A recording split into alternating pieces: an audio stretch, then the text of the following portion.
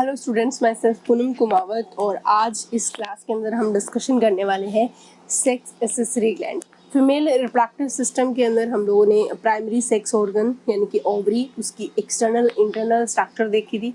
उसके बाद में जो सेकेंडरी सेक्स ऑर्गन्स हैं like fallopian tube, uterus, cervix region and vagina और एक्सटर्नल जेनिटलिया, वो भी हम लोगों ने डिस्कशन कर लिया था।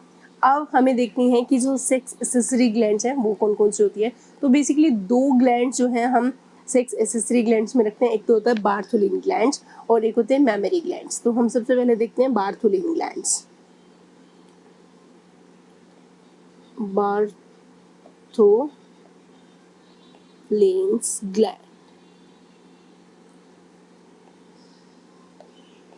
बार्थोलिन ग्लैंड्स के अगर बारे में हम डिस्कशन करें तो ये पेयर्ड होती है। पहली चीज तो पेयर्ड ग्लैंड है और कहाँ प्रेजेंट होती है? Present on either side of vagina, present on either side of vagina. और ये जो ग्लैंड्स हैं वो क्या करती हैं? तो these glands secrete alkaline fluid during coitus। जब सेक्सुअल इंटरकोर्स हो रहा होता है उस ड्यूरेशन के अंदर ये अल्केलाइन फ्लूइड रिलीज करती है, ठीक है, तो ताकि जो वेजाइनल पार्ट है वो ल्यूब्रिकेट रहे, ठीक है, विच lubricates vagina, lubricates vagina, ठीक है। तो आप देखते हो कि ये पेड़ में है, ठीक है, साइड में प्रेजेंट होती है वेजाइना की, सीक्रेट क्या करती है? अल्कलाइन फ्लूइड, और ये अल्कलाइन फ्लूइड क्या करता है? ल्यूब्रिकेट करता है वेजाइना को, ठीक है। और ये जो ग्लैंड्स हैं इनको एनालोगस माना जाता है, ठीक है, दे आर एनालोगस टू वल्वोयूरेथ्रल, जो कि फीमेल में प्रेजेंट थी, यूरेथ्रल ग्लैंड्स ऑफ मेल्स, ठीक है। तो that is a very important question कि एनालोगस ग्लैंड कौन सी है मेल के, ठीक है, तो वह थोलिन ग्लैंड्स होते हैं। अब ये तो थी हमारी फर्स्ट एसेसरी ग्लैंड। नेक्स्ट हम देखते हैं वो है मेमरी ग्लैंड्स। मेमरी ग्लैंड्स, ठीक है।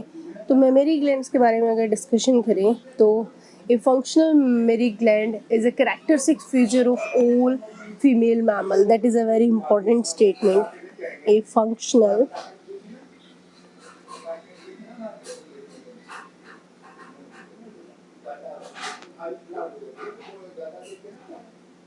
mammary glands is characteristics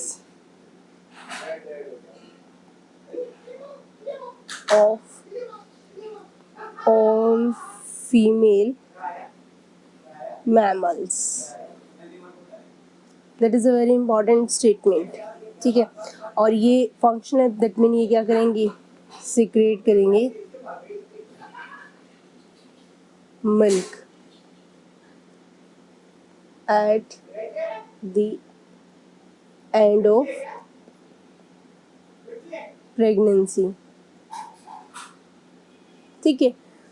that is a very very important. अब हम देखते हैं कि ये कितनी होती है। तो ह्यूमन के अंदर, ह्यूमन फीमेल के अंदर, बेसिकली इन ह्यूमन फीमेल में ये पेयर्ड है, ठीक है। और फंक्शनल मेमोरी ग्लैंड होती है, ठीक है। मेमोरी ग्लैंड जो है पेयर्ड स्ट्रक्चर है, ठीक है, जिसको एज अ ब्रेस्ट के नाम से भी जानते हैं, ठीक है। और ये जो मेमोरी ग्लैंड है ये कंटेन करती है अपने पास globular tissue and variable amount of fat, that is a very important, that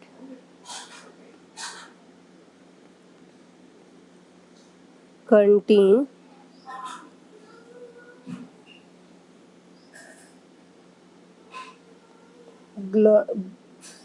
glandular tissue and variable amount of fat, ठीक है। अब जो ये ग्लैंडुलर टिश्यू है ये हर एक ब्रेस्ट के अंदर डिवाइड हो जाते हैं अप्रॉक्सीमेटली 15 to 20 मेमोरी लॉब्स के अंदर, ठीक है, जो कि एज ए क्लस्टर के फॉर्म में प्रेजेंट होते हैं, ठीक है। तो अब हम देखते हैं यहाँ पे कि the glandular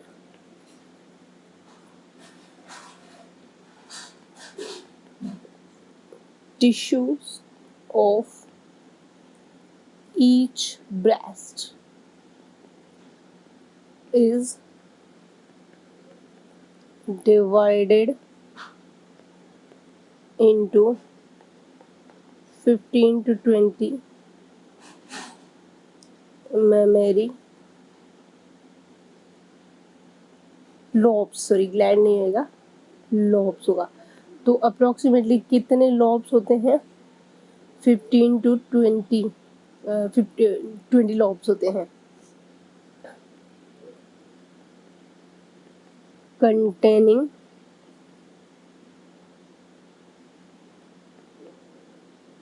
cluster of cells called alveoli, ठीक है। नेक्स्ट हम देखेंगे जो सेल्स है एल्वियोली की वो क्या करती हैं, सिक्रीट करती हैं मिल्क को, ठीक है। और तो हम देखते हैं कि ये जो सेल्स हैं दी cells of alveoli secrete milk which is stored in the cavities, जो कि इन alveolis के अंदर प्रेजेंट होता है, जिसको हम ल्यूमेन, alveoli का ल्यूमेन भी बोलते हैं, ऑफ alveoli, ठीक है। अब ये जो alveoli है ये आगे ओपन होती है किसके अंदर, मेमोरी ट्यूब्यूल्स में, ठीक है। तो आप देखोगे कि जो एल्वियोली है, जो ल्यूमेन है एल्वियोली का, वो किस में ओपन होता है, the alveoli open into mammary tubules, sorry tubules में, ठीक है। और जो ये ट्यूब्यूल्स हैं वो आपस में जॉइन होते हैं एंड कंसिस्ट है memory duct, the tubules of each lobe join to form a memory duct, ठीक है। और फिर आप देखोगे कि बहुत सारी डक्ट हैं, जो मेमोरी डक्ट,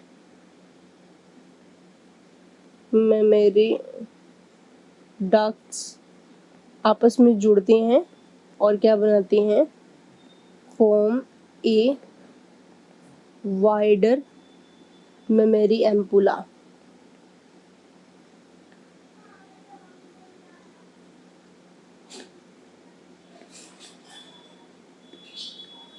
ठीक है, और वो आगे which is connected to lactiferous duct. ठीक है, और ये आगे जाके मेमोरी एम्पुला जो होते हैं, मेमोरी एम्पुला के बारे में अगर बात करें तो mammary ampulla that is connected to lactiferous duct, बहुत सारी डक्ट आपस में जुड़ के एक मेमोरी एम्पुला बनाती हैं। एंड एम्पुला जो होते हैं ये आगे कनेक्ट होते हैं किसके साथ, लैक्टिफेरस डक्ट के साथ। ठीक है, तो हम देखते हैं कि ampulla is connected to lactiferous duct. ठीक है, और ये जो लैक्टिफेरस डक्ट है, इन डक्ट्स के थ्रू ही मिल्क जो है वो सक्ड आउट होता है, यानी कि बाहर आता है। ठीक है, थ्रू विच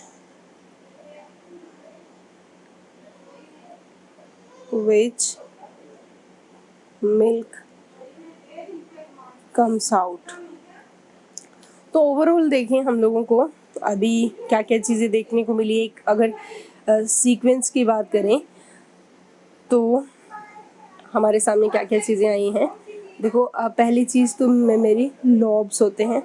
ठीक है, और मेमोरी लॉब्स जो है वो क्लस्टर है सेल्स का, जिनको हम एल्वियोली बोला जाता है। ठीक है, और इन एल्वियोली से ये एल्वियोली का जो ल्यूमेन है आगे किस में ओपन होता है, मेमोरी ट्यूब्यूल में ओपन होता है। फिर ये ट्यूब्यूल आपस में जुड़ के मेमोरी डक्ट का फॉर्मेशन कर देती है, डक्ट आपस में जुड़ के एम्पुला का, और एम्पुला से लैक्टिफेरस डक्ट, और उससे मिल्क जो है वो बाहर आता है। ठीक है, डायग्रामेटिक फॉर्म देखें तो आप यहाँ पे इस तरीके से देखोगे कि हम यहाँ पे बहुत सारे कुछ मेमोरी लोब्यूल्स बनाते हैं सबसे पहले। ठीक है, तो आपको बहुत आसानी से क्लियर हो जाएगा। ठीक है, तो हमने इस तरीके से क्या बनाए हैं, ये मेमोरी लोब्यूल्स हैं। ठीक है, तो ये क्या है, मेमोरी लोब्यूल्स है जिनका नंबर 15 to 20 होता है। ठीक है, अब ये जो लोब्यूल्स हैं, इन लोब्यूल्स के अंदर बहुत सारी क्या होती हैं, सेल्स होती हैं जो कि क्लस्टर के फॉर्म में प्रेजेंट है, कुछ इस तरीके से। ठीक है, तो आप यहाँ पे देखोगे ये जो क्लस्टर बन रहा है सेल्स का, इनको हम क्या बोलते हैं, एल्वियोलीज बोला जाता है। यानी कि each lobe contain cluster of cells that known as a alveolis. ठीक है, अब यहाँ पे ये जो एल्वियोली है वो आगे ऐसे ओपन होती है, अपना मिल्क सिंथेसिस करेगी, और सिंथेसिस करके मिल्क को कहाँ छोड़ दिया, ये क्या है, ल्यूमेन है लोब्यूल का। ठीक है, ये हमारे सामने क्या है, लोब्यूल्स है। ठीक है, तो ये यहाँ पे क्या है, मिल्क है, और ये जो स्पेस है इसको हम किस नाम से जानते हैं, इसको बोला जाता है एल्वियोली कैविटी, या फिर हम बोल सकते हैं इसको कि जो कैविटी ऑफ एल्वियोलीज, या फिर ल्यूमेंस ऑफ एल्वियोली। ठीक है, तो यानी कि ये जो स्पेस है, यहाँ पे मैं अलग कलर से दिखा देती हूँ, ये जो स्पेस है इसको हम क्या बोलते हैं, कैविटीज या फिर ल्यूमेन ऑफ एल्वियोली। ठीक है, तो आप देखोगे कि यहाँ पे ये जो ल्यूमेन है ये सबसे इम्पॉर्टेंट है। मिल्क जो है वो रिलीज होता है सेल्स ऑफ एल्वियोली, और स्टोर कहाँ होता है, ल्यूमेन ऑफ एल्वियोली। तो lumen of alveoli basically store house है किसका, मिल्क का, स्टोर मिल्क। ठीक है, अब आप देखोगे कि ये जितने भी हमारे पास ये सारी मेमोरी ग्लैंड के जो ये लोब्यूल्स है, या फिर हम बोल सकते हैं कि ये जो कैविटीज़ हैं यहाँ पे देखते हैं कि ये एल्वियोली जो है आप आगे ओपन होते हैं मेमोरी ट्यूब्यूल्स में, ठीक है। तो आप देखोगे कि इस तरीके से ये क्या है, बहुत सारे मेमोरी ट्यूब्यूल्स हैं, ठीक है। तो इस तरीके से आप देखते हो कि ये आगे क्या है, मेमोरी ट्यूब्यूल्स हैं, ठीक है। तो ये हमारे सामने क्या बने हैं, मेमोरी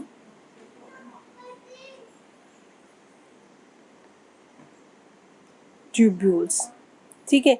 तो यानी कि जो आगे ओपन होता है, यानी कि जो ल्यूमेन ऑफ एल्वियोली है, ये आगे किस में ओपन होता है, ट्यूब्यूल्स में, मेमोरी ट्यूब्यूल्स के अंदर, ठीक है। और memory tubule of each lobe, यानी कि ये इसकी है, ये इसकी है, ये इसकी है, तो यानी कि 3 मेमोरी ट्यूब्यूल्स होगी, और ये मेमोरी ट्यूब्यूल्स जो हैं वो आपस में जॉइन करती हैं इस तरीके से, ये आपस में आगे जॉइन करती हैं और जॉइन करके एक बड़ी सी क्या बनाती है, मेमोरी डक्ट बनाती हैं। ये आगे क्या बनी है, मेमोरी डक्ट का फॉर्मेशन हुआ। और इसी तरीके से बहुत सारी अलग अलग डक्ट्स आती हैं, इस तरीके से बहुत सारी अलग अलग डक्ट्स आती हैं।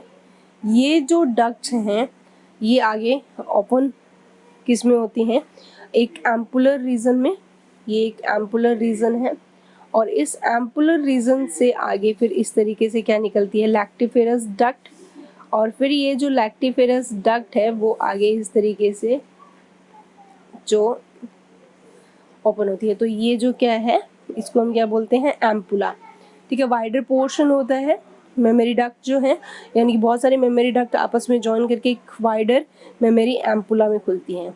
ये क्या है, मेमोरी एम्पुला, ठीक है। और अब यहाँ से ये आगे मेमोरी एम्पुला जो है वो किससे कनेक्टेड होते हैं, लैक्टिफेरस डक्ट, ठीक है।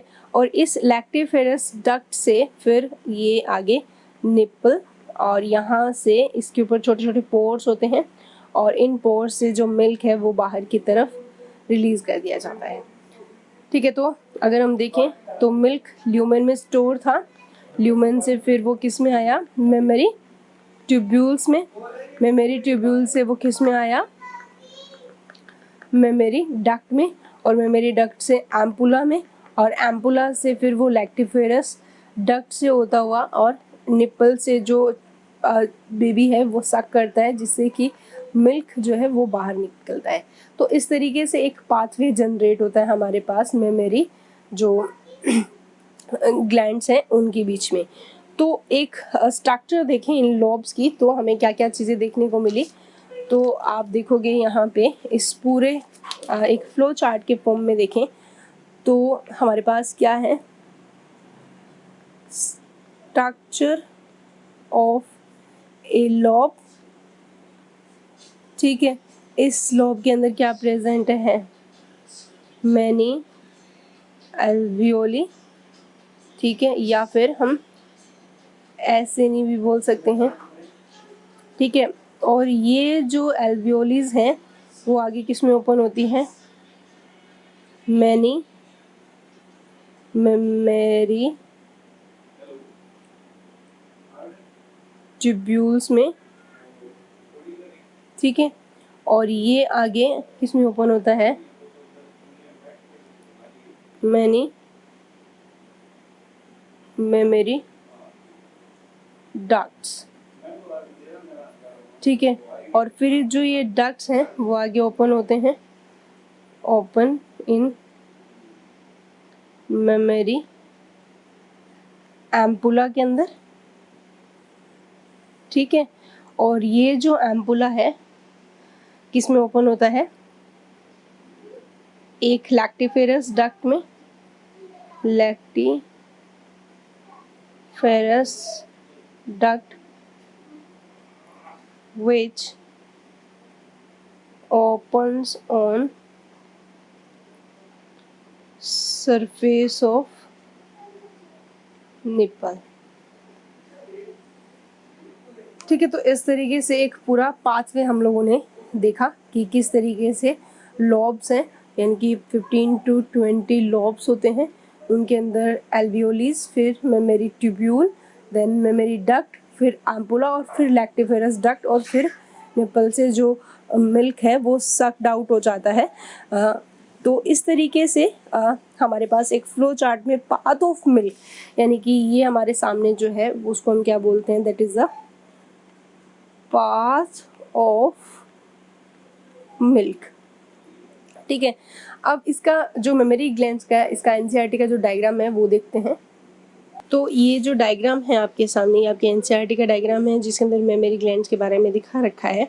देखो यहाँ पे ये जो प्रेजेंट होती हैं रिब्स हैं, ठीक है, तो ये क्या है, रिब्स, और रिब्स के बीच में जो मसल्स प्रेजेंट होती हैं, और उसके जस्ट बाद में रिब्स के ऊपर पैक्टोरलीज मेजर मसल्स होती हैं जिनके थ्रू पूरी मेमोरी ग्लैंड्स अटैच रहती हैं।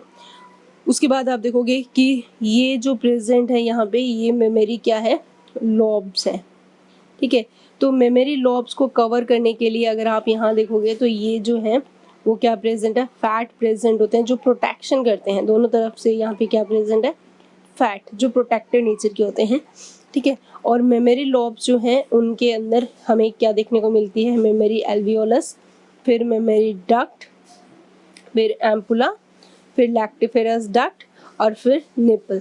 निपल के अराउंड जो रीजन होता है वो थोड़ा डार्क रीजन होता है, इस रीजन को एरोला के नाम से जाना जाता है। एरोला बेसिकली एक डार्क रीजन रहता है।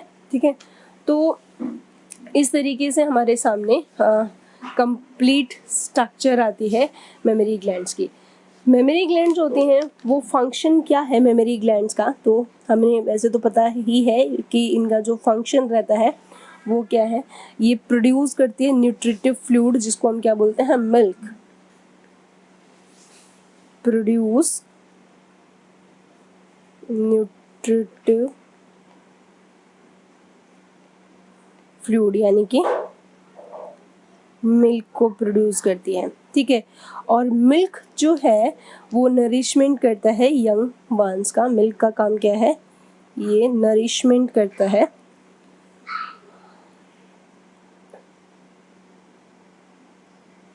Nourishment of young ones. छोटे बच्चे का पूरा कंप्लीट नरिशमेंट जो है वो मिल्क से होता है। मिल्क जो है वो प्रोटेक्ट करता है यंग वंस को काफ़ी सारे इन्फेक्शंस से भी, क्योंकि मिल्क के अंदर न्यूट्रिशन के अलावा बहुत इंपॉर्टेंट सब्सटेंस लाइक एंटीबॉडीज़ की भी प्रेजेंस होती है। तो आप देखोगे कि यहाँ पे जो मेमोरी ग्लैंड्स हैं इनका जो मिल्क है वो नरिशमेंट के साथ साथ, यानी कि नरिशमेंट तो करता ही करता है, इसके अलावा वो क्या करता है, जो यंग वंस हैं उनको प्रोटेक्ट करता है, प्रोटेक्ट्स फ्रॉम वेरियस इन्फेक्शन। क्योंकि मैं आपको बताऊं तो क्योंकि 6 मंथ तक बेबी मिल्क ही लेता है। जब बच्चा पैदा होता है तो उसके जो इम्यून सिस्टम है या बॉडी ऑर्गन सिस्टम जो है वो इतने डेवलप नहीं होते, तो मिल्क के थ्रू बच्चे को एक स्पेसिफिक एंटीबॉडी मिलती है, एंटीबॉडी, और वो एंटीबॉडी होती है IgA। ऑल्दो हम ये सारी एंटीबॉडीज, इनके टाइप, इनके फंक्शन, ये ह्यूमन हेल्थ एंड डिजीज जो आपकी 3rd यूनिट है उसके अंदर हम देखते हैं, लेकिन यहाँ पे आपको जस्ट एक रिकॉलिंग के लिए मैं बता रही हूँ कि यहाँ पे जो मिल्क प्रोड्यूस होता है मेमोरी ग्लैंड से वो नरिशमेंट तो करता ही करता है, प्लस बच्चे का एक लेवल पे इम्यूनिटी भी बना के रखता है, क्योंकि बच्चे को मिल्क से क्या मिलती है, इम्यूनिटी भी मिलती है, तो इसीलिए वो अलग अलग तरह की इन्फेक्शन से बच्चे को प्रोटेक्ट करता है। मेमोरी ग्लैंड जो होती है फीमेल की, वो डिफ्रेंशिएशन होती है इनका, यानी कि वो वेल डेवलप होती है during the differentiation during the pregnancy, और मिल्क जो है स्टार्ट करती है end of the pregnancy. That is a very very important statement जो आपको याद करना है। और इसके अलावा जो मदर है वो फीड करती है न्यू बॉर्न को, और इनिशियली जो ये मिल्क होता है, ये मिल्क जो है नरिशमेंट करता है, तो डेफिनेटली इनिशियली पीरियड जो है इन्फेंट का ग्रोथ जो है उसके लिए रिकमेंड किया जाता है डॉक्टर के थ्रू कि इनको इनिशियली जो पीरियड में इन्फेंट की ग्रोथ है वो बेसिकली किसके थ्रू होगी, यानी कि initially period of infant growth के लिए जो डॉक्टर है वो रिकमेंड करते हैं क्या, मिल्क, मदर मिल्क बेसिकली। ठीक है, तो यहाँ पे आप सबसे इम्पॉर्टेंट स्टेटमेंट की मैं बात कर रही थी वो ये कि the mammary gland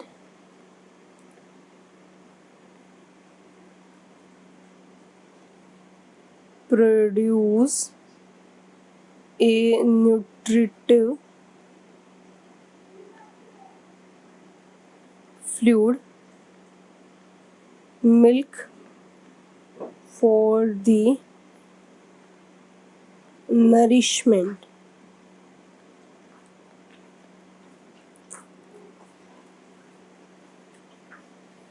of young ones।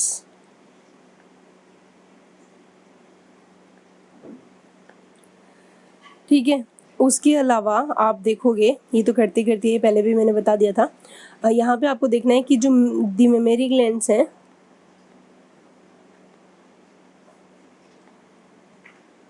glands of the female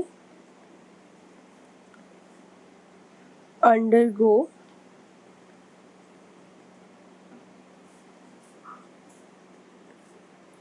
differentiation during pregnancy and starts producing milk towards the end of pregnancy by the process called lactation। यानी कि जो पीरियड जहाँ मदर अपने बच्चे को मिल्क पिलाती है, यानी कि डॉक्टर के थ्रू 6 मंथ तक आफ्टर बर्थ जो पीरियड होता है वो लैक्टेशन पीरियड होता है। तो मदर 6 मंथ तक जो है बच्चे को मिल्क देती है और वो उसके इनिशियली ग्रोथ के लिए बहुत ही ज़रूरी रहता है। ठीक है, तो इस तरीके से आप यहाँ देखते हो कि जो कंप्लीट जो मिल्क है वो प्रोड्यूस जो है वो मदर करती है एंड ऑफ द प्रेगनेंसी। और एक स्पेसिफिक चीज़ मैं आपको बताऊं तो वो ये है कि जो मिल्क प्रोड्यूस होता है initially few days of lactation, यानी कि जो स्टार्टिंग का मिल्क होता है आफ्टर बर्थ, जो इनिशियली मिल्क होता है उसको हम क्या बोलते हैं, कोलेस्ट्रम बोला जाता है। That is a very important question, colostrum. ठीक है, कोलेस्ट्रम क्या है, तो ये आपका बोर्ड का क्वेश्चन भी रहा हुआ है। तो आप बोलोगे the milk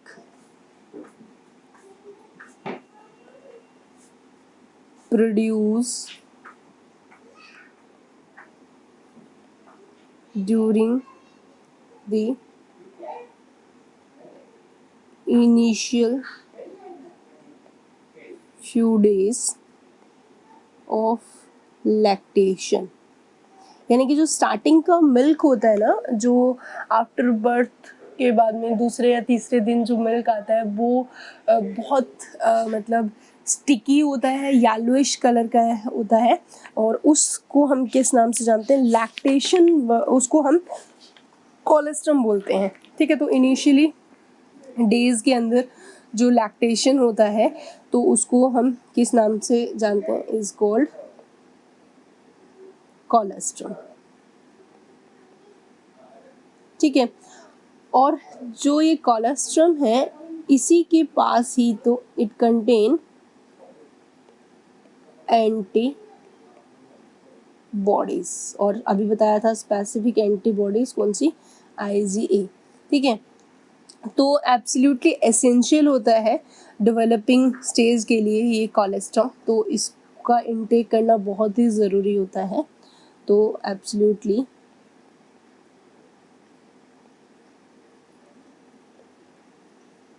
essential to develop resistance for the newborn babies के लिए। ठीक है, तो आप देखोगे इस तरीके से जो कोलेस्ट्रॉम है इससे रिलेटेड काफ़ी बार क्वेश्चंस आए हुए हैं।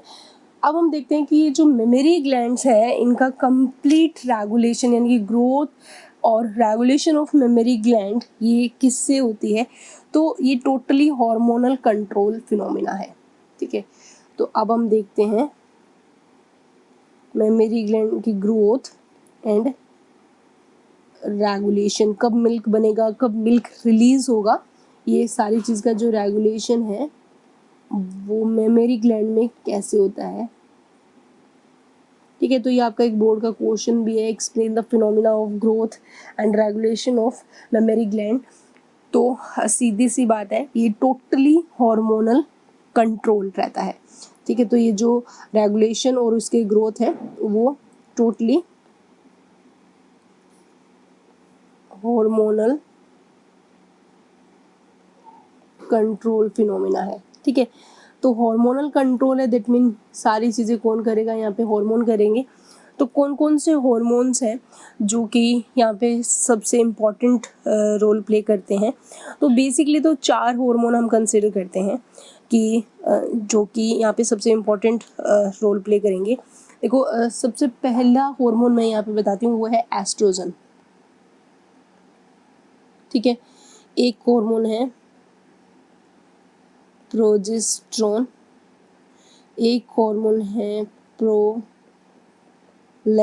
और एक है ऑक्सीटोसिन। ठीक है, तो मेनली ये 4 हार्मोन्स रहते हैं जो कि यहाँ पे कंप्लीट रेगुलेशन करेंगे और ग्रोथ के लिए रिस्पॉन्सिबल होता है। एस्ट्रोजन जो होता है वो ट्यूबुलर ग्रोथ के लिए रिस्पॉन्सिबल होता है, tubular growth of memory gland. ठीक है, जो प्रोजेस्टेरोन होता है वो एल्वियोलर ग्रोथ के लिए रिस्पॉन्सिबल होता है, एल्वियोलर ग्रोथ के लिए।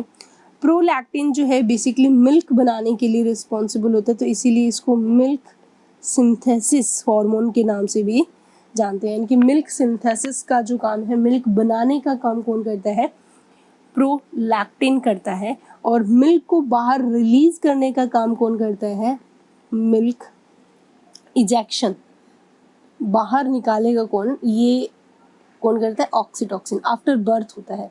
तो ऑक्सीटोसिन को हम बर्थ हार्मोन के नाम से भी जानते हैं, इसको बर्थ हार्मोन या फिर मिल्क इजेक्टिंग हार्मोन बोला जाता है। तो इस तरीके से जो मेमोरी ग्लैंड्स है उनका कंप्लीट ग्रोथ, उनका रेगुलेशन जो है हार्मोनल कंट्रोल रहता है। 4 बेसिक हार्मोन है यहाँ पे, oestrogen, progesterone, prolactin and oxytocin, जो ये सबसे इम्पोर्टेंट रोल प्ले करते हैं। ठीक है, तो इस तरीके से हम लोगों ने कंप्लीट फिनोमिना देखी। फीमेल रिप्रोडक्टिव सिस्टम हम लोगों ने कंप्लीट कर लिया है, उसकी पूरी की स्ट्रक्चर हमने देखी और मेल रिप्रोडक्टिव सिस्टम भी हमने देख लिया है। अब हमारे स्टार्ट होते हैं फर्टिलाइजेशन इवेंट्स। ठीक है, तो अगर आपको पता है फर्टिलाइजेशन इवेंट के अंदर, तो हम फर्टिलाइजेशन इवेंट को 3 अलग अलग कैटेगरीज में डिवाइड कर देते हैं। ठीक है, तो यहाँ पे जो फर्स्ट टाइप रहता है वो है यहाँ पे गैमेटोजेनेसिस, यानी कि हम प्री फर्टिलाइजेशन इवेंट की बात करें तो हमारे पास जो प्री फर्टिलाइजेशन इवेंट आता है वो है गैमेटोजेनेसिस। ठीक है, तो अब हम स्टार्ट करने जा रहे हैं यहाँ पे प्री फर्टिलाइजेशन इवेंट्स। ठीक है, और प्री फर्टिलाइजेशन इवेंट्स के अंदर हमें एक तो काम क्या करना है, गैमेटोजेनेसिस करना है और दूसरा करना है गैमीट ट्रांसफर।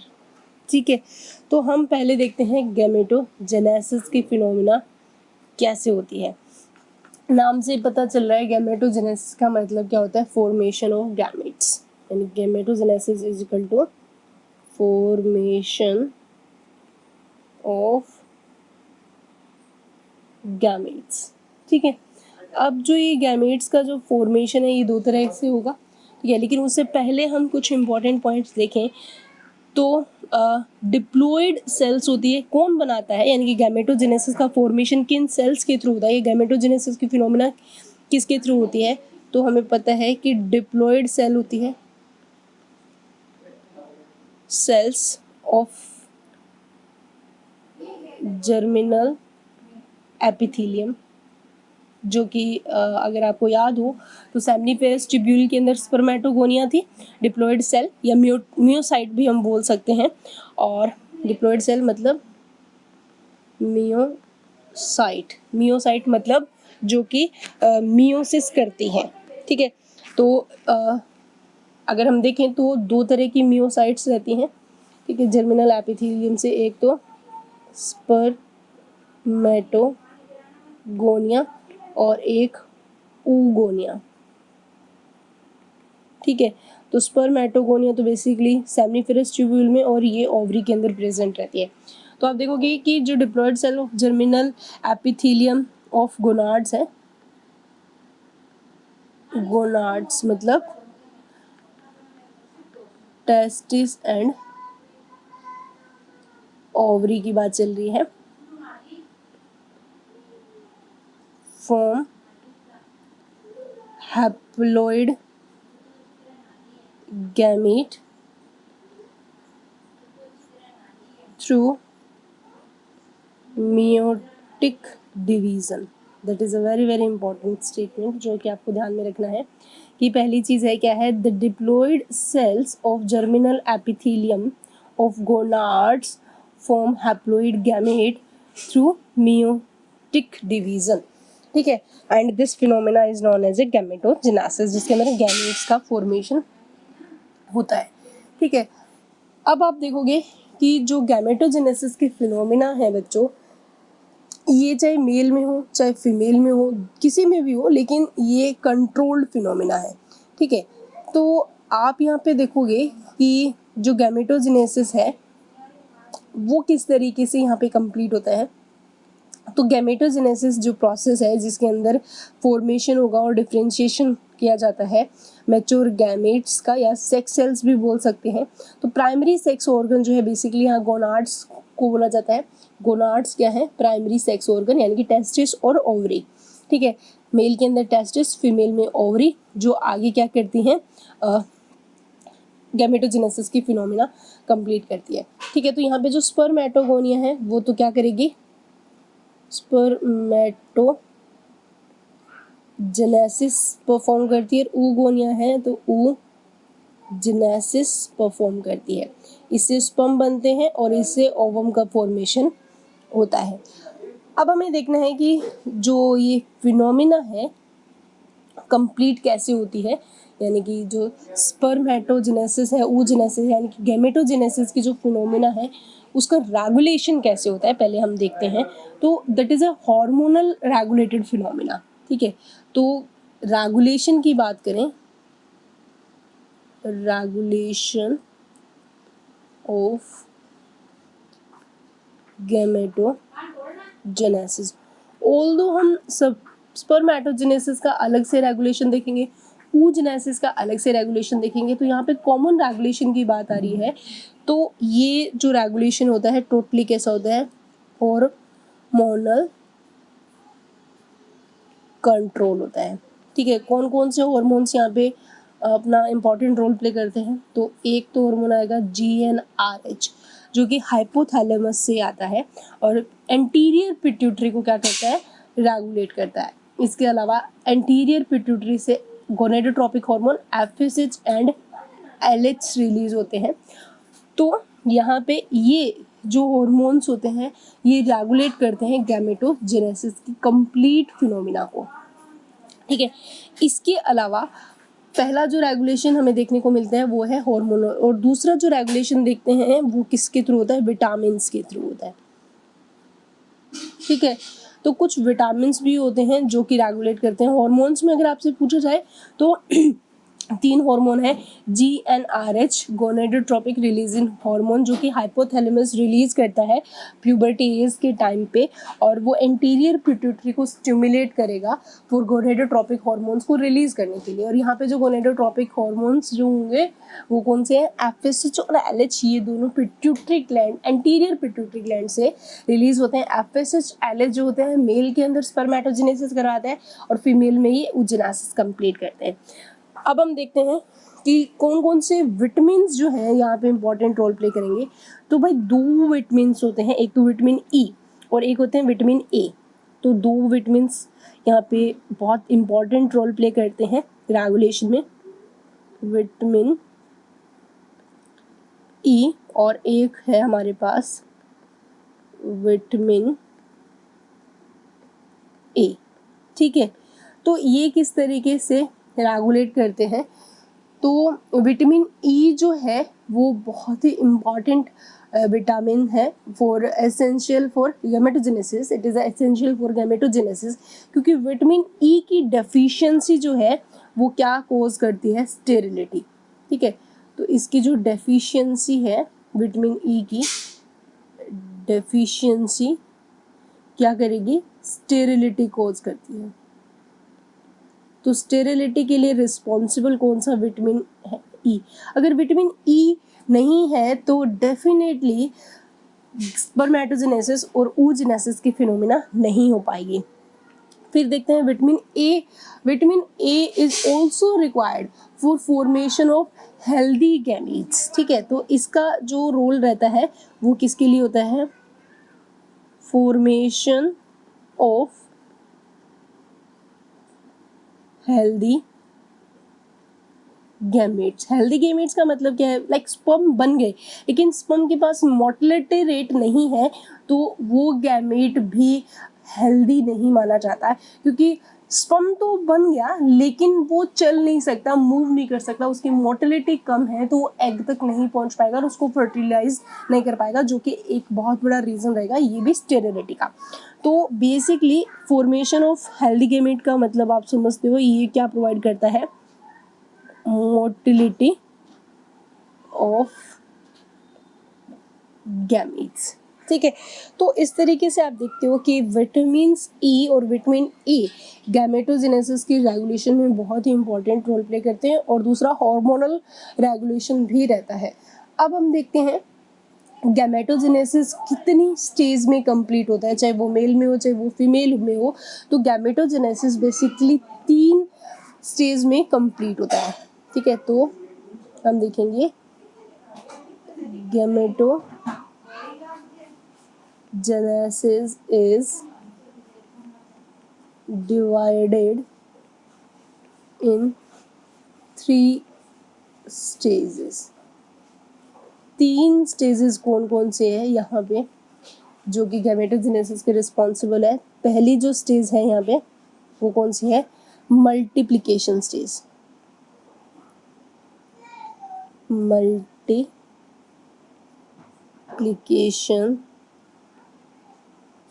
फेज। दूसरी जो फेज होती है उसको बोलते हैं ग्रोथ फेज, और जो तीसरी फेज है उसको बोला जाता है मैचुरेशन फेज। तो ये तीनों फेज हमें स्पर्मेटोजेनेसिस के टाइम पे भी मिलेगी और oogenesis के टाइम पे भी मिलेगी। अगर हम टाइप्स की बात करें, कितने टाइप्स के गैमीट बनते हैं, तो टाइप्स ऑफ गैमीट्स में देखेंगे, टाइप्स ऑफ गैमीट्स। तो स्पर गैमेटोजेनेसिस की फिनोमिना में 2 टाइप के गैमीट्स बनते हैं, कौन कौन से, एक तो बनता है स्पर्मेटोजोआ। स्पर्मेटोजोआ बेसिकली स्पर्म के लिए वर्ड यूज किया जाता है, स्पर्मेटोजोआ, और एक क्या बनता है, ओवा। ठीक है, ठीक है, यानी कि आप यहाँ पे शॉर्ट में कॉमन नेम इनको स्पर्म और एग के नाम से जानते हो। ठीक है, तो अगर हम देखें ये तो थे टाइप ऑफ गैमेट्स, और वहीं पे अगर हम देखें टाइप ऑफ गैमेटोजेनेसिस, तो दो टाइप की गैमेटोजेनेसिस हमें देखने को मिलते हैं। ये तो थे गैमेट्स के टाइप, और अब हम देखते हैं टाइप्स ऑफ गैमेटोजेनेसिस। ठीक है, टाइप्स की बात करें तो दो टाइप के गैमेटोजेनेसिस हमारे सामने आते हैं जो कि ह्यूमन के अंदर देखने को मिलते हैं। एक तो है स्पर्मेटोजेनेसिस, क्या बोलते हैं इनको, स्पर्मेटोजेनेसिस, और दूसरा इनको बोला जाता है oogenesis। ठीक है, तो इस तरीके से दो तरह के गैमेटोजेनेसिस की फिनोमिना होती है। एक तो स्पर्मेटोजेनेसिस जिसके अंदर इसका फॉर्मेशन होगा फॉर्मेशन ऑफ स्पर्मेटोजोआ, और oogenesis में फॉर्मेशन ऑफ ओवा रहता है। ठीक है, अब बोथ स्पर्मेटोजोआ एंड ओवा का ओरिजिन पूछा जाए कहाँ से होता है, तो इन दोनों का ओरिजिन होता है प्रीमोर्डल जर्म सेल्स, या फिर आप PCG के नाम से भी जानते हैं। ठीक है, जो कि एक्स्ट्रा गोनेडल इन ओरिजिन होता है। ठीक है, यानी कि आप देखोगे कि इन शॉर्ट oogenesis में तो हम किसका फॉर्मेशन करते हैं, ओवा का फॉर्मेशन होता है, जबकि स्पर्मेटोजेनेसिस में स्पर्मेटोजोआ बनता है। ठीक है, अब हम देखें तो ये जो दोनों हैं इनका अगर ओरिजिन देखा जाए, अगर आपसे पूछा जाए कि स्पर्मेटोजोआ एंड जो ओवम है इन दोनों का ओरिजिन कहाँ से होता है, कौन सी सेल्स होती हैं जो मतलब इन दोनों का ओरिजिन करती है, तो बोथ स्पर्मेटोजोआ एंड ओवा originate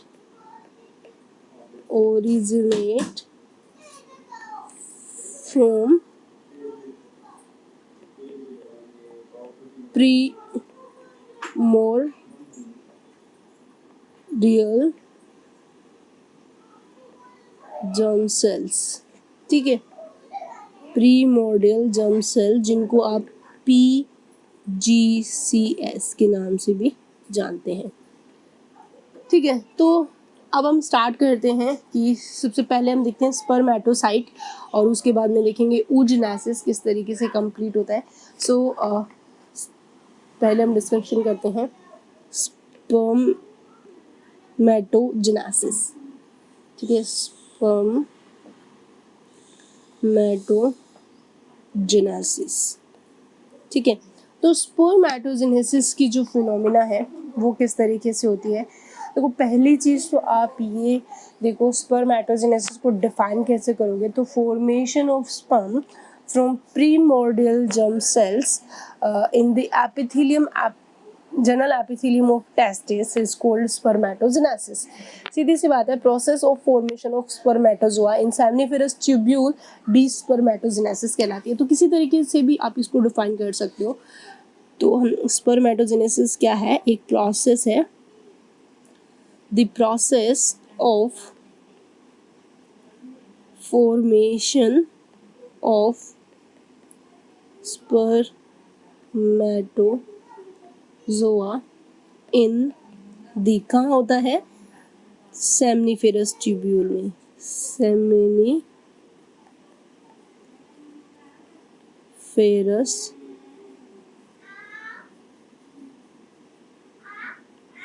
tubules of testis. That is a very very important, क्योंकि स्पर्मेटोजेनेसिस की अगर साइट पूछा जाए तो सेमनिफेरस ट्यूब्यूल ऑफ टेस्टिस आता है। अब क्या होता है, अगर आपको याद हो तो सेमनिफेरस ट्यूब्यूल है, इसकी अगर हम वॉल की बात करें, वॉल ऑफ सेमनिफेरस ट्यूब्यूल जो कि लाइन बाय क्यूबोइडल एपिथेलिया, यानी कि क्यूबोइडल दो तरह की सेल्स होती है इनकी वॉल में। कौन कौन सी होती है, एक तो क्यूबोइडल सेल होती है, क्यूबोइडल, और एक होती है कॉल्यूमिनर। तो वॉल के अंदर दो तरह की सेल्स हमें देखने को मिलती है, एक तो क्यूबोइडल और एक होती है कॉल्यूमिनर सेल। ठीक है, तो जो क्यूबोइडल सेल होती है वो कौन सी होती है, स्पर्मेटोगोनिया,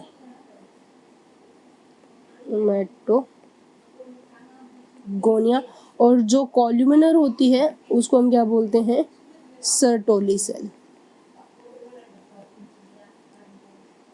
सेल्स। ठीक है, तो सर्टोली सेल की फंक्शन हमें अच्छे से पता है, ये नर्व सेल्स होती हैं और नरिशमेंट करती हैं, फैगोसाइटिक नेचर की होती है, एंडोक्राइन नेचर की भी होती है, कुछ हार्मोन्स भी रिलीज होते हैं इससे।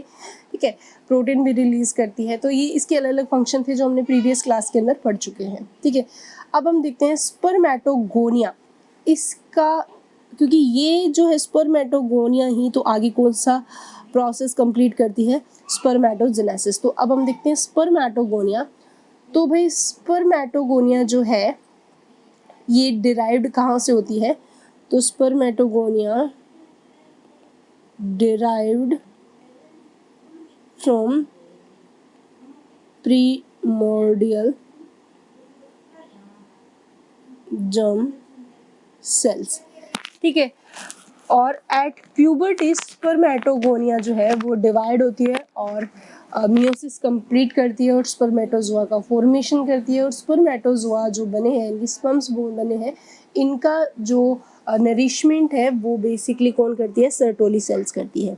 ठीक है, यानी कि जो स्पर्मेटोगोनिया है इन्होंने तो क्या किया है, क्या काम कंप्लीट किया है स्पर्मेटोगोनिया ने, तो स्पर्म्स का फॉर्मेशन किया है। ठीक है, और इन स्पर्म्स का नरिशमेंट करना कौन किसकी रिस्पॉन्सिबिलिटी होती है, तो वो रिस्पॉन्सिबिलिटी होती है सर्टोली सेल्स की। स्पर्मेटोजेनेसिस की जो फिनोमिना है वो स्पर्मेटोगोनिया कंप्लीट करती है।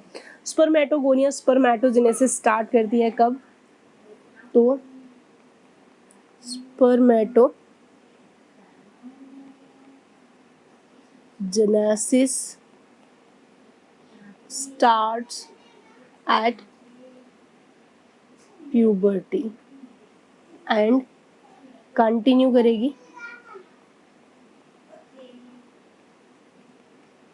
till the old age। ठीक है, स्पर्मेटोजेनेसिस जो है स्पर्मेटोगोनिया के थ्रू जो होता है वो 2 स्टेप्स में कंप्लीट होता है। स्पर्मेटोजेनेसिस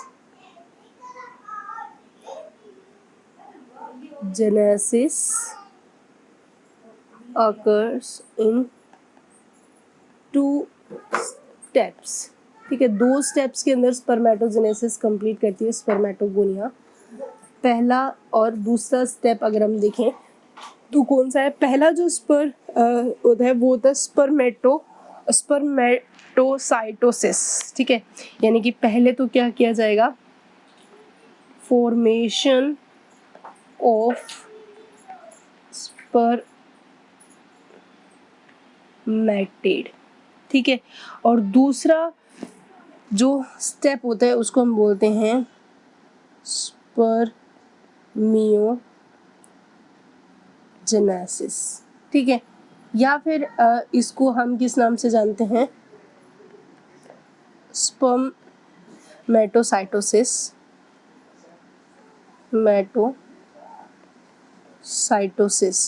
और इसको हम किस नाम से जानते हैं, स्पर्मेटोलियोसिस। क्या है स्पर्मेटिड, क्या है और स्पर्मियोजेनेसिस क्या है, इसको हम डिटेल में देखते हैं। सबसे पहले हम देखते हैं फॉर्मेशन ऑफ स्पर्मेटिड, देन हम देखेंगे स्पर्मियोजेनेसिस। दोनों जो फिनोमेना है वो हम कंप्लीट करेंगे। तो सबसे पहले हम देखते हैं स्पर्मेटोसाइटोसिस। ठीक है, तो अगर हम देखें फर्स्ट जो हमारे पास स्टेप है वो क्या है, फॉर्मेशन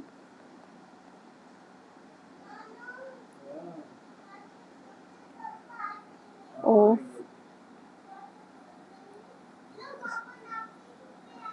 स्पर्मेटिड।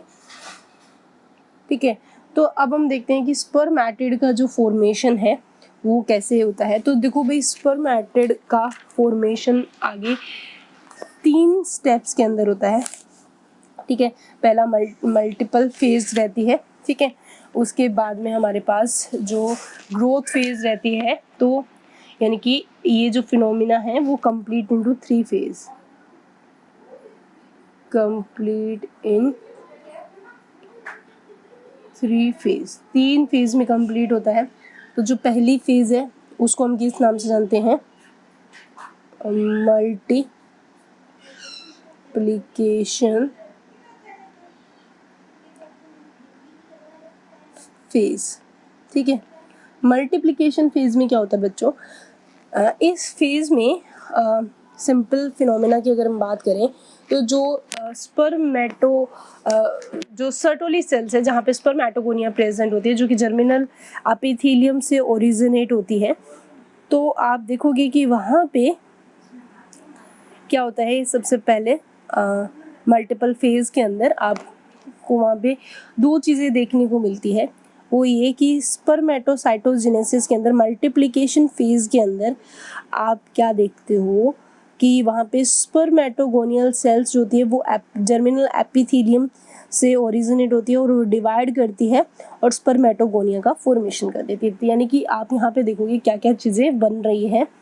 तो पहला जो फेज़ है हमारे पास स्पर्मेटोजेनेसिस, जिसके अंदर हम जो फर्स्ट फिनोमेना हम देखते हैं स्पर्मेटोजेनेसिस के अंदर मल्टीप्लिकेशन फेज़, तो उसमें आप क्या देखते हो, इस फेज़ के अंदर स्पर्मेटोगोनिया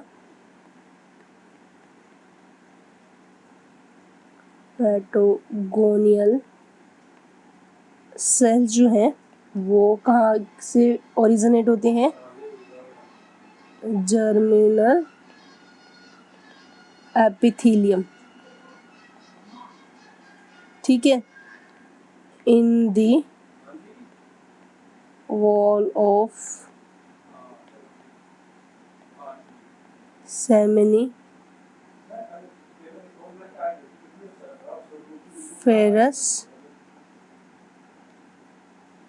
ट्यूब्यूल्स।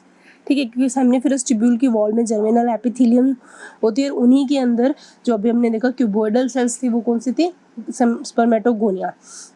ठीक है, तो ये स्पर्मेटोगोनिया जो है वो डिवाइड करती हैं बाय माइटोसिस। ठीक है, तो स्पर्मेटोगोनिया मल्टीप्लिकेशन फेज में डिवीज़न करती है माइटोसिस, और डिवीज़न करके प्रोड्यूस करती है a large number of spermatogonia. ठीक है, बहुत ज़्यादा अमाउंट के अंदर स्पर्मेटोगोनियाज क्या होती हैं, प्रोड्यूस करती हैं। ठीक है, अब जो ये स्पर्मेटोगोनियाज बनती हैं वो आगे दो टाइप की होती हैं।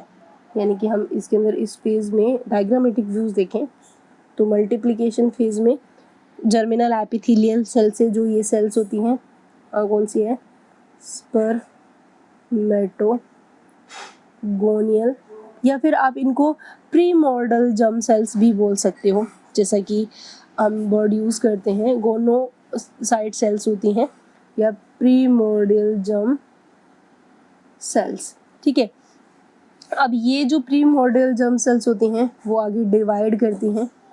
ठीक है, और डिवाइड कौन सा करती हैं, माइटोसिस करेगी, और माइटोसिस करके वो क्या करती है, अपनी नंबर ऑफ कॉपीज़ को इंक्रीज करती है कंटिन्यूसली।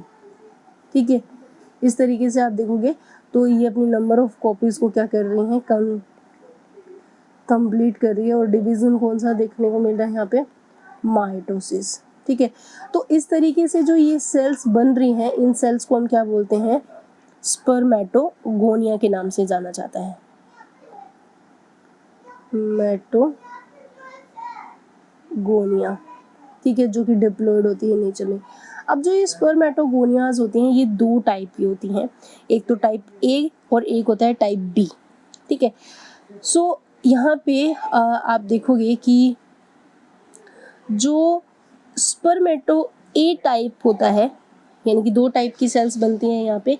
स्पर्मेटोगोनिया ए जो होती है वो एज ए जर्म सेल्स होती हैं, वो वापस से माइटोटिक डिवीज़न करती है और नए स्पर्मेटोगोनिया का फॉर्मेशन करती है, और टाइप ए।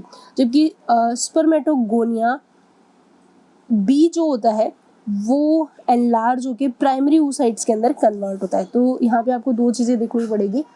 तो यहाँ पे दो तरह की स्पर्मेटोगोनिया होती हैं, ठीक है। एक तो टाइप ए स्पर्मेटोगोनिया, और एक हमारे पास आती है टाइप बी स्पर्मेटोगोनिया, ठीक है। दो तरह की होगी। तो आप देखोगे जो टाइप ए है, some of them continues as a type A spermatogonia and serve as the stem cells। ये किस तरीके से रहती है, एज ए स्टेम सेल्स होती हैं, ठीक है। और ये जो टाइप ए को आप स्टेम सेल्स या फिर आप जर्म सेल्स के नाम से भी जान सकते हो, इनको as a germ cells.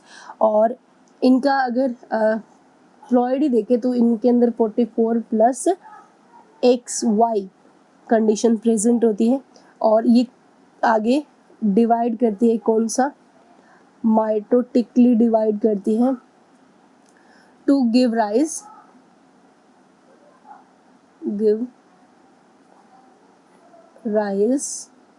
To more spermatogonia, ठीक है।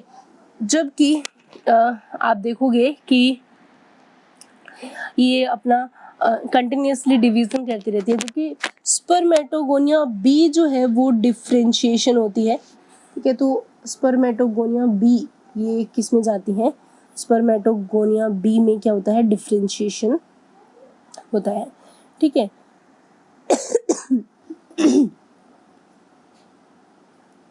अंडरगो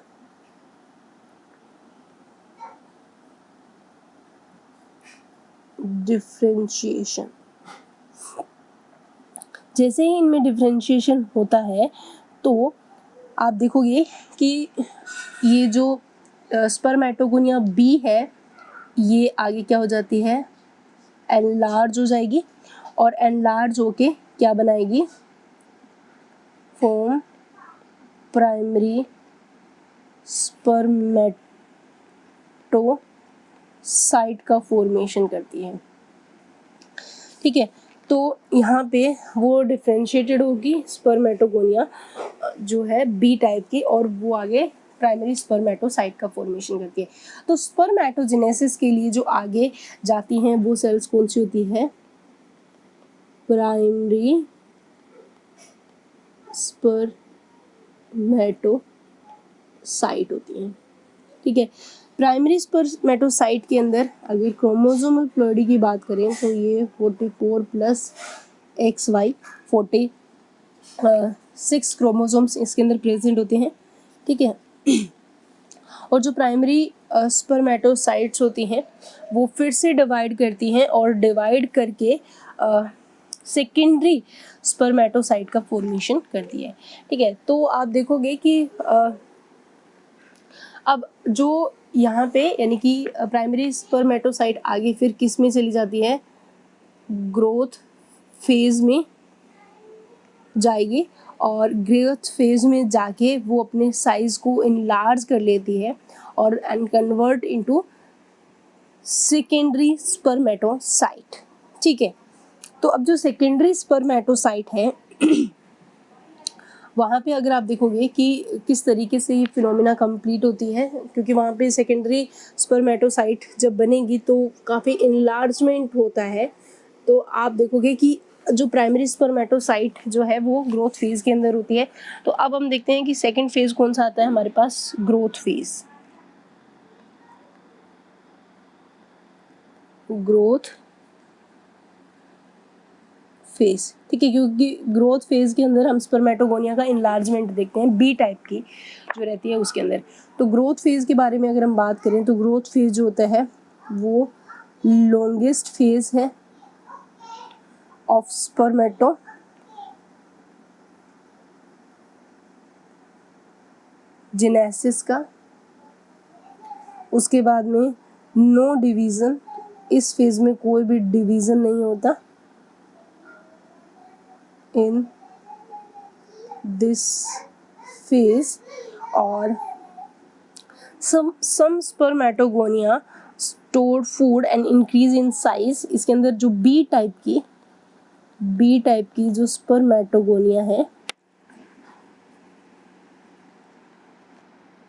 गोनिया जो कि डिफ्रेंशिएटेड होती है, तो क्या करती हैं, स्टोर करती है फूड को and increase in size and they are called primary spermatocyte के नाम से उसको जानते हैं। ठीक है, तो जो प्राइमरी स्पर्मेटोसाइट होती है, ऐसा माना जाता है ये डबल होती है, just double size of spermatogonia. ठीक है, और ये नेचर में क्या होती है, डिप्लॉय, यानी कि 44 + XY इनके पास क्रोमोसोम्स होते हैं। उसके बाद में जैसे प्राइमरी सेकेंडरी फेज कंप्लीट होती है, तो उसके बाद में हमारे पास थर्ड फेज आती है, ग्रोथ फेज। मैचुरेशन के बाद जो हमारे पास नेक्स्ट थर्ड फेज आती है, सॉरी ग्रोथ फेज के बाद में होती है मैचुरेशन फेज।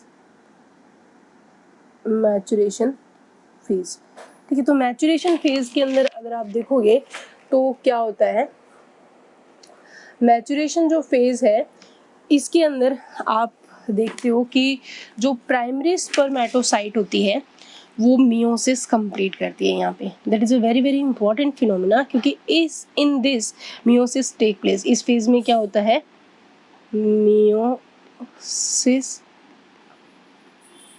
Take place.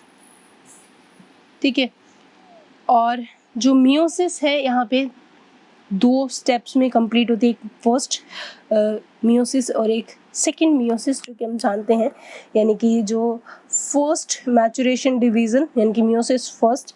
तो हम देखते हैं कि ये आगे 2 तरीके से होती है। पहला हम देखते हैं मियोसिस फर्स्ट में क्या होता है, देन सेकेंड में आएंगे।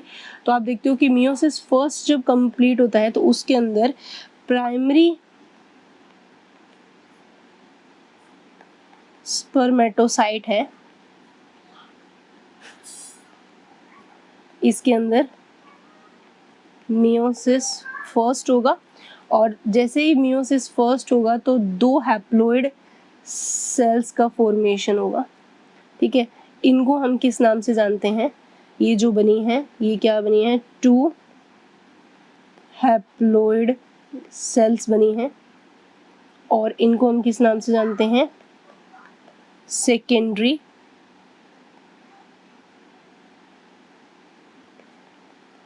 स्पर्मेटोसाइट्स।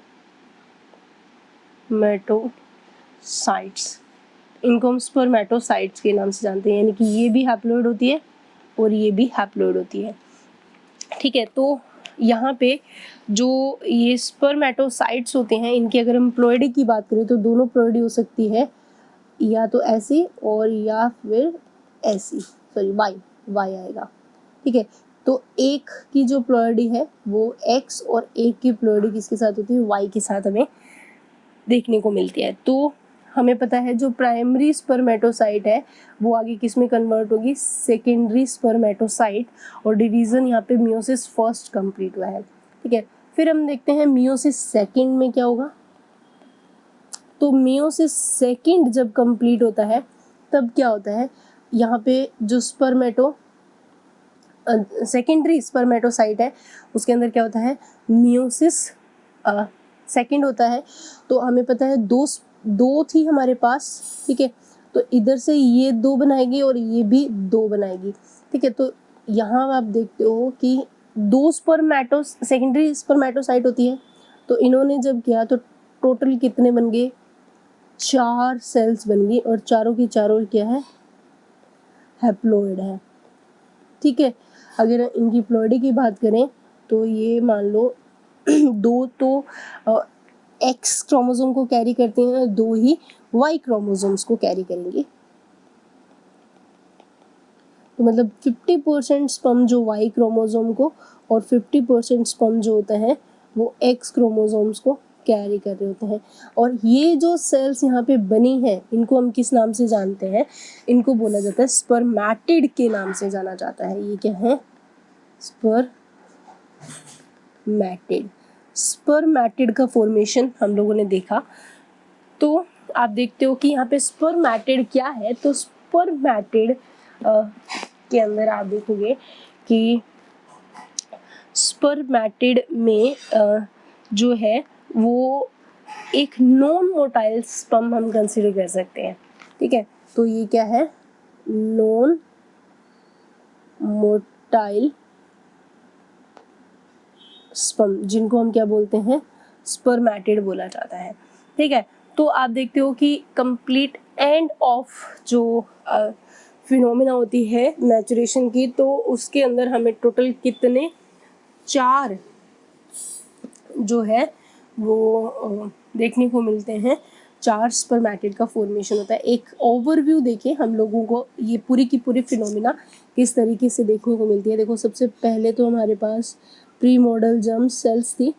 ठीक है, प्री मॉडल जर्म सेल जो होती हैं वो आगे डिवाइड करती हैं और डिवाइड करके क्या बनाती हैं? 2 या 2 से ज़्यादा बहुत सारी प्री मॉडल जर्म सेल जो होती है वो डिवाइड करके, और डिवीज़न कौन सा करती हैं? यहाँ पे माइटोसिस डिवीज़न करती हैं। और माइटोसिस डिवीज़न करके ये अपने नंबर ऑफ कॉपीज़ को क्या करती हैं? इंक्रीज़ करती हैं, कुछ इस तरीके से। ठीक है, तो ये हमारे पास क्या है? स्पर्मेटोगोनिया। ठीक है, बेसिकली अगर टाइप देखें तो बी टाइप्स की होती है, क्योंकि ए टाइप्स कंटिन्यू डिवीजन में रहती है। ठीक है, तो यानी कि ये जो फेज है हमारी, ये कौन सी चल रही है? Maturation phase. उसके बाद हम देखते हैं ग्रोथ फेज आई थी, और ग्रोथ फेज में आप क्या देखते हो कि इनमें से कोई एक स्पर्मेटोसाइज अपनी साइज को क्या कर लेती है? इंक्रीज कर लेती है। ठीक है, तो यहाँ पे ग्रोथ फेज में क्या है? लार्ज साइज हो जाता है किसका? स्पर्मेटोगोनिया का। और इसको हम किस नाम से जानते हैं? Primary spermatogonia.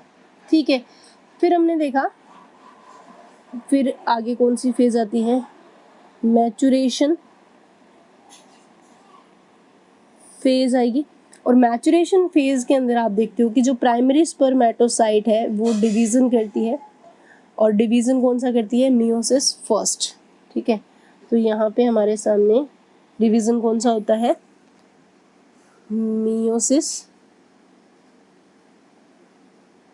फर्स्ट। और मियोसिस फर्स्ट जो है वो एक रिडक्शनल डिवीज़न है, जिसमें नंबर ऑफ क्रोमोसोम्स क्या हो जाते हैं? हाफ हो जाते हैं। तो इसको हम किस डिवीज़न के नाम से जानते हैं? रिडक्शनल। जिससे क्या बनते हैं? 2 हैप्लॉइड सेल्स बनती हैं। ठीक है, और ये जो सेल्स हैं इनको हम किस नाम से जानते हैं? सेकेंडरी स्पर्मेटोगोनिया, या फिर स्पर्मेटोसाइट भी बोल सकते हो। ठीक है, अब जो ये बनती हैं, ये रिडक्शनल डिवीज़न है, तो ये दोनों ही हैप्लॉइड होती है। क्रोमोसोम नंबर आधे हो चुके हैं इस तरीके से। ठीक है, उसके बाद आप देखते हो जो सेकेंडरी स्पर्मेटोगोनिया है, इनके अंदर क्या होता है? मियोसिस सेकेंड होता है। ठीक है, और मियोसिस सेकेंड जो है वो किस तरीके का डिवीज़न होता है? वो इक्वेशनल डिवीज़न है। ठीक है, तो आप इक्वेशनल डिवीज़न के अंदर क्या देखते हो कि 4 यानी कि 2 तो यहाँ से और 2 ही यहाँ से हमारे सामने इस तरीके से 4 क्या है? आगे सेल्स फॉर्म होती हैं। और ये जो बने हैं ये भी क्या है? इक्वेशनल डिवीज़न हुआ है, तो सारे के सारे ही चारों के चारों क्या है? हैप्लॉइड है। फ्लॉइडी कुछ इस तरीके से हमें देखने को मिलती है।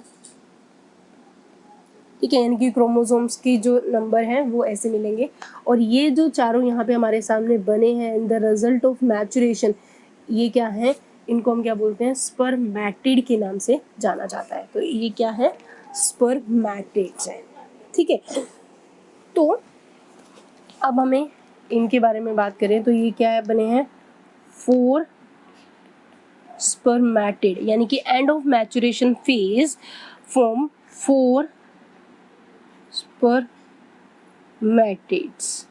ठीक है, और ये चारों के चारों स्पर्मेटिड जो होते हैं वो कैसे स्ट्रक्चर है, नॉन मोटाइल होते हैं। ठीक है, और कैसे होते हैं, हैप्लोइड होते हैं, नंबर ऑफ क्रोमोसोम्स इनमें आधे होते हैं। तो स्पर्मेटिड्स बेसिकली क्या है, कब बनते हैं, एंड ऑफ मैचुरेशन फेज पे बनते हैं। तो इस तरीके से आप देखते हो कि हमारे सामने ये जो फिनोमिना है कंप्लीट यहाँ पे आपको देखने को मिलती है। जो ये फिनोमिना है अभी तक जो हमने पढ़ा वो कुछ इस तरीके की फिनोमिना थी, जिसके अंदर मैचुरेशन ग्रोथ मल्टीप्लिकेशन फेज था, मैचुरेशन फेज नहीं है। ये जो फर्स्ट फेज था ये हमारा मल्टीप्लिकेशन फेज है, ये गलती से लिख दिया। ये फेज कौन सा है, मल्टीप्लिकेशन। ठीक है, ये फेज है मल्टीप्लिकेशन फेज। ठीक है, तो आप देखोगे कि इस तरीके से जो मल्टीप्लिकेशन फेज है उसके अंदर आपको सारी स्ट्रक्चर्स क्लियरली देखने को मिलती है। माइटोसिस हुई, बी टाइप स्पर्मेटोगोनिया या स्पर्मेटोसाइट बनी, देन ग्रोथ हुई तो इनलार्जमेंट हुआ, प्राइमरी स्पर्मेटोगोनिया बनी, फिर मियोसिस फर्स्ट सेकंड हुआ मैचुरेशन में, और जो रिजल्ट है वो हमें किस फॉर्म में मिला, 4 स्पर्मेटिड के फॉर्म में रिजल्ट मिलता है।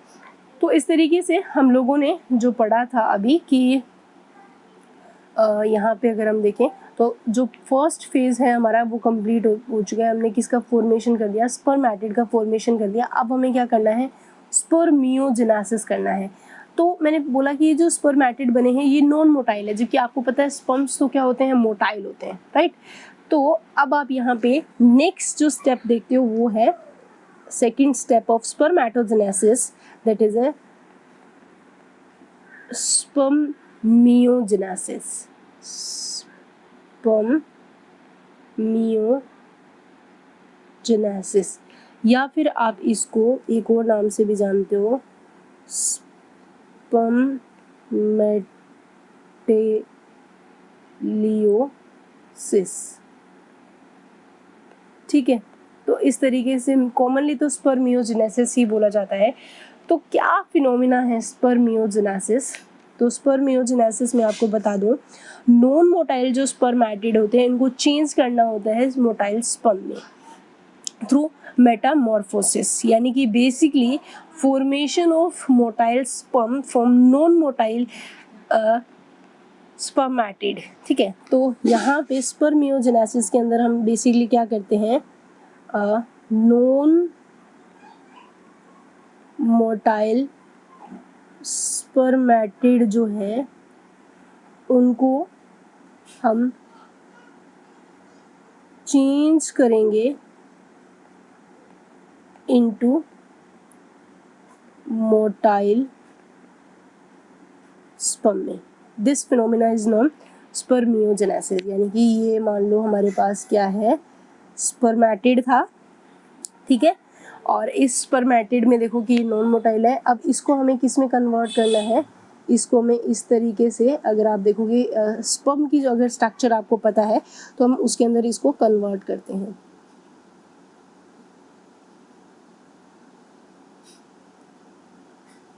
ठीक है, तो ओवरऑल हम इसको इस तरीके से जो स्पर्मेटिड है उसको किस में कन्वर्ट करने वाले हैं, ये क्या है, मोटाइल स्पर्म। तो एक नॉन मोटाइल यानी कि एक सिंगल सेल जो है उसको इस राउंड शेप जो सेल है उसको इस तरीके से स्पर्म का शेप देना है, तो इसको हम क्या बोलते हैं, मेटामॉर्फोसिस, मॉर्फोसिस।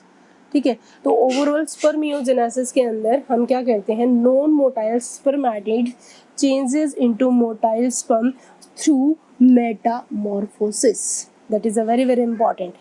तो सीधा सा बोले यहाँ पे स्पर्मियोजेनेसिस के अंदर क्या फिनोमिना हो रही है, तो इसके अंदर आप देखोगे स्पर्मियोजेनेसिस में फॉर्मेशन करेंगे हम किसका,